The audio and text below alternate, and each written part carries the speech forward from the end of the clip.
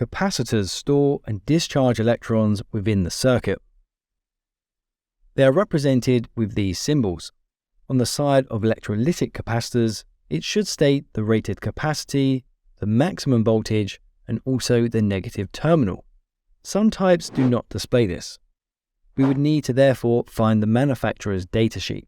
Capacitors can store high voltages for a very long time after they've been disconnected.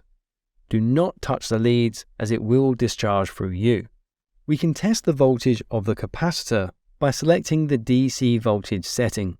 Place the black wire into the COM terminal and the red wire into the V terminal. Then carefully connect the probes to the capacitor, with the black probe touching the negative terminal of a polarized capacitor. Not all capacitors are polarized. The meter will now display the stored voltage. If we see a reading of several volts or more, like this one, then we should place an appropriately sized resistor across the terminals. This is a small capacitor, so I will just use a 2 kilo-ohm 0.25 watt resistor. And then we can see the stored energy is safely discharged. Now, select the capacitor setting.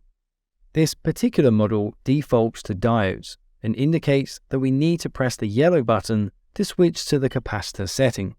The black lead remains in the COM terminal and the red lead in the capacitor symbol terminal. Connect the black probe to the negative side if polarized, and connect the red probe to the positive side.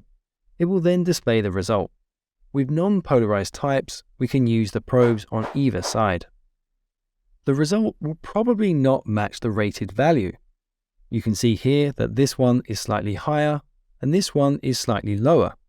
So we need to consider if they are appropriately sized for our circuit, and we can exchange them if needed.